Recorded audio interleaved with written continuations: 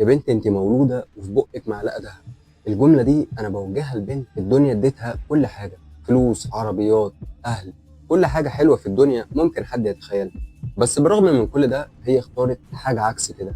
اختارت الفقر، اختارت الجريمة، اختارت القتل، اختارت كل حاجة وحشة ممكن حد يتخيلها. اللي قدامكم دي بنت اسمها سوازن، عندها 19 سنة. القصة كلها بدأت لما رجال الأمن في البرازيل تلقت بلاغ من بنت بتقول في البلاغ إنها رجعت البيت هي وأخوها الصغير، واتفاجئوا بإن أبوها وأمها مقتولين والفيلا بتاعتهم مسروقة. الشرطة طبعا أوام راحت على مكان الحادث واكتشفوا إن كلامها صحيح، ولقوا الأب والأم مقتولين بطريقة مش كويسة، وإن في بعض الفلوس من البيت مسروقة والذهب والحاجات الثمينة، ولكن مش كلها، يعني اللي خد ما خدش كل حاجة. لما خدوا الجثتين على الطب الشرعي علشان يفحصوهم ويشوفوا سبب الوفاة والوقت اللي ماتوا فيه بالظبط، اكتشفوا إن الاتنين ماتوا بنفس الطريقة. الاتنين اتضربوا بآلة حادة وهم نايمين، وبآلة حادة هنا أنا ما أقصدش سكينة أو حاجة من اللي جت في دماغكم، أنا أقصد حديدة، خشبة، حاجة زي كده.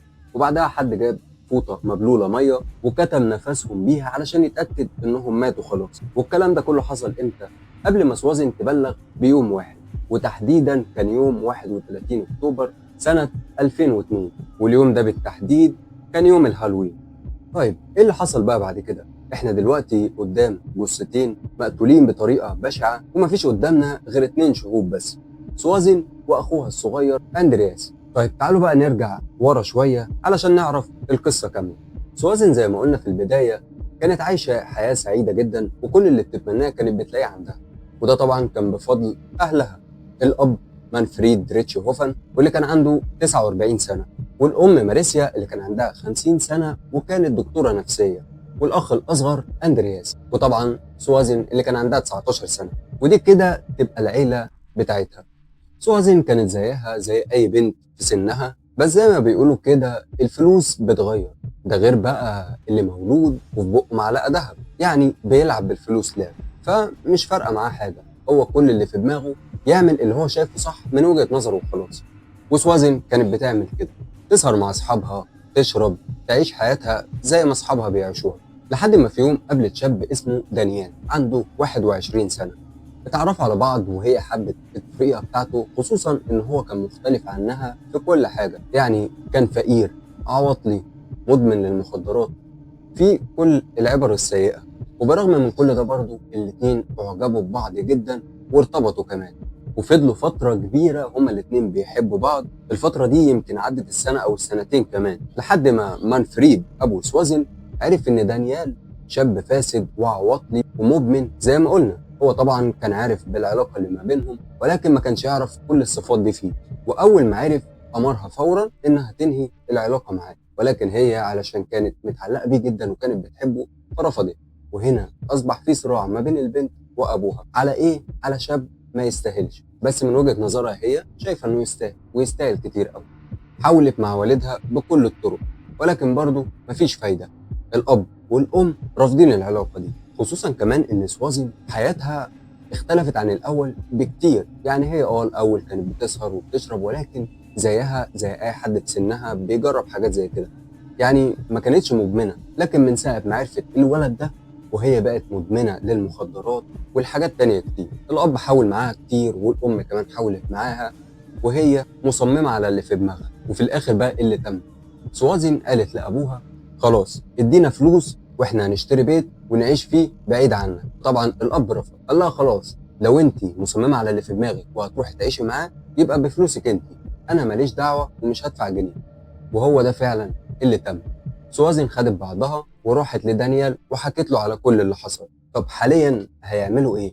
دانيال اصلا بالمعنى الاصح كده كان عايش على قفاها، وكان عايش بفلوس والدها وهي اللي كانت بتصرف عليه. فدلوقتي الاب مش هيدفع حاجه تاني، فهيعملوا ايه في المشكله دي؟ لازم يكون في حل. اكيد طبعا انتوا توقعتوا الحل، ان دانيال هيقترح على سوازن انهم يخلصوا على ابوها وامها، ولكن مش ده اللي حصل، لان اللي حصل كان العكس. سوازن هي اللي فكرت في كده، لا وهي اللي اقنعته كمان.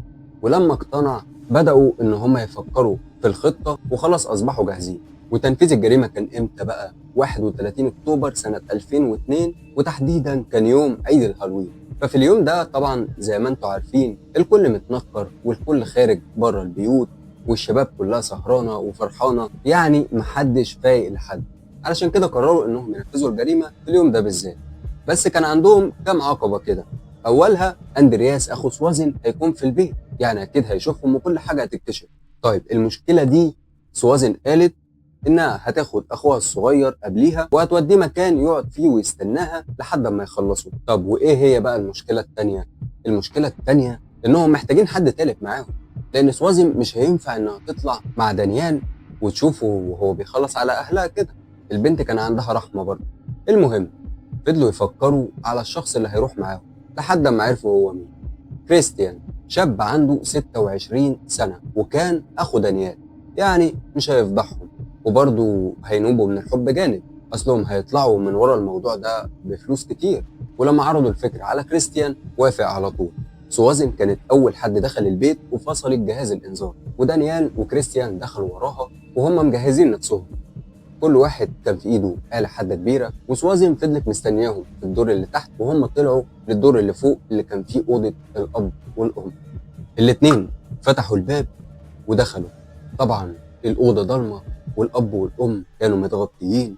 كل واحد وقف في جنب من السرير قدام واحد من الضحية، ومرة واحدة الاتنين نزلوا فيهم ضرب بالآلة الحادة. الأب والأم وقتها كانوا خلاص في لحظاتهم الأخيرة، ولكن الاتنين كانوا عايزين يتأكدوا إنهم ماتوا بالفعل، فعلشان كده جابوا قماشة وبلوها مية وكتموا نفسهم، وبكده اتأكدوا إنهم خلاص فرقوا الحياة وإن مفيش حد شاهد عليهم وإنهم مش هيتجابوا. طيب إيه اللي هيتم دلوقتي؟ إن الموضوع ده ما ينفعش إن هو يبان جريمة قتل، فلازم يبان إنها كانت عملية سرقة. فضلوا يفتشوا في البيت ويقلبوا في الحاجة وسرقوا فلوس كتير من البيت وسرقوا ذهب وخدوا بعضهم ومشيوا. بعد ما هم مشيوا سوازن شغلت جهاز الانذار من تاني وخرجت وراه، وراحت جابت اخوها من المكان اللي هي كانت سايباه فيه ورجعت تاني على البيت، ولكن رجعت يعني بعد فتره، مش بعد فتره كبيره، يعني حوالي ساعه او ساعتين. المهم دخلت البيت، الانذار ضرب، وقفته ودخلت ولا كأن في اي حاجه حصلت، وطلعت هي واخوها على الاوضه اللي فوق علشان يعرفوا اهلهم انهم رجعوا، واتصدموا بالمنظر اللي لقوه. على الفور طلعت الموبايل بتاعها وبلغت الشرطة، والشرطة بعدها حضرت لمسرح الجريمة. مر بعدها كذا يوم وكل حاجة كانت تمام، الخطة بتاعتهم نجحت ومفيش حد شك فيهم. بس الطمع غريزة محدش يقدر يتحكم فيها، والغريزة دي هي اللي وقعتهم.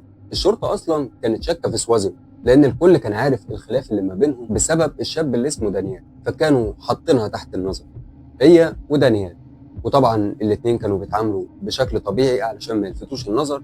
ومين بقى اللي وقعهم؟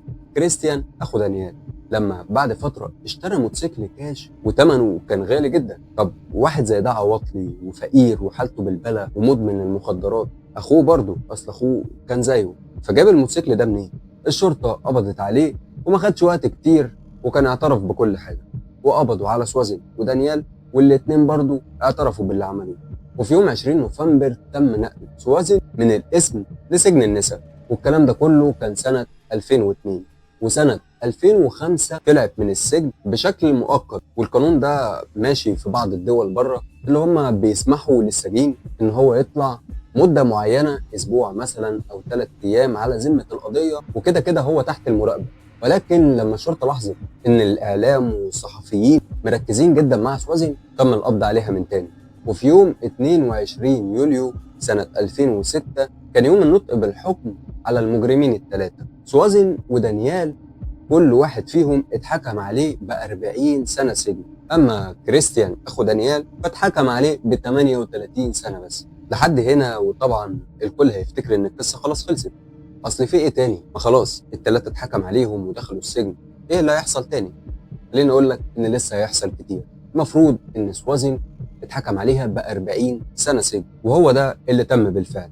تم نقلها على سجن النساء علشان تقضي العقوبة بتاعتها، وقضت بعض من العقوبة وخرجت من السجن سنة 2023. طب خرجت ازاي سنة 2023 وهي محكوم عليها ب40 سنة سجن؟ هقول لك خرجت ازاي. في البرازيل وفي بعض البلاد عندهم نظام في القانون اسمه نظام التقدم في العقوبة. يعني ايه؟ زي عندنا كده مثلا في مصر لما بتلاقي مجرم خرج بدري من السجن بيقول لك انا خرجت حسن سير وسلوك. هم عندهم نفس النظام ده ولكن بشكل كبير شويه. يعني سوازن بدل ما تقضي 40 سنه قضت 20 بس، وخرجت نص المده، وخرجت في سنه 2023. طبعا لما خرجت سنها كان كبر، كانت داخله على ال 40 سنه، يعني خلاص عمرها ضاع. ولكن هي قررت تغير حياتها كلها، والمرة دي للأحسن مش للأوحش، لأنها فعلا حست بالنعمة اللي هي كانت فيها واللي ضيعتها بإيديها. عملت إيه بقى سوازن؟ أول حاجة غيرت اسم عيلتها، لأن الاسم ده كان بيطاردها طول ما هي كانت في السجن. يعني فضلت اسمها سوازن، ولكن غيرت اسم العيلة بالكامل، وقررت إنها تبدأ حياة جديدة بالاسم الجديد اللي اختارته، وسابت البلدة اللي كانت عايشة فيها ونقلت على بلدة تانية، وفتحت مشروع صغير ليها، وبدأت تعيش وتشتغل، وقابلت شاب كان كويس واتجوزت كمان. وبعدها بسنة، وتحديدا كانت سنة 2024، كانت خلفت طفل، وبدأت إنها تنسى كل الماضي وكل اللي مرت بيه. ولحد الآن سوازن عايشة حياة سعيدة مع جوزها ومع ابنها. يعني مش كل القصص بتنتهي بنهايات حزينة. قصة زي قصة سوازن انتهت بنهاية سعيدة ليها هي. كان لازم حد يدفع الثمن علشان التاني يتعلم، وسوازن دفعت الثمن كتير واهلها دفعوا الثمن، بس في الاخر هي اتعلمت وضاع منها كتير. ضاع اهلها، وضاعت النعمه اللي كانت معاها، والفلوس اللي كانت بتلعب بيها، وبدات من الصفر من تاني. جرائم القتل مش مجرد قصه بنقولها كده وخلاص، او مجرد كلام للترفيه. جرائم القتل بالذات احنا بنتعلم منها. يعني قصه زي قصه سوازن احنا اتعلمنا منها ان السبب الرئيسي في كل المصايب اللي حصلت دي كان شاب فاسد هو اللي اغواها وخلاها تفكر انها تقتل اهلها علشان تبقى معاه. وخلانا نشوف برضو ان كتر الفلوس ساعات بتجيب نتيجة عكسية وبتأذي صاحبها. وخلانا نشوف برضو ان الاهل هم السبب الرئيسي في بناء حياة اولادهم. يعني الاب والام لو كانوا مركزين جدا مع سوازن ما كانتش هتوصل للمرحلة اللي هي وصلت لها. ودي كانت حكاية سوازن، واستنونا ان شاء الله في حكاية جديدة مع حكاوي محمد نبيل.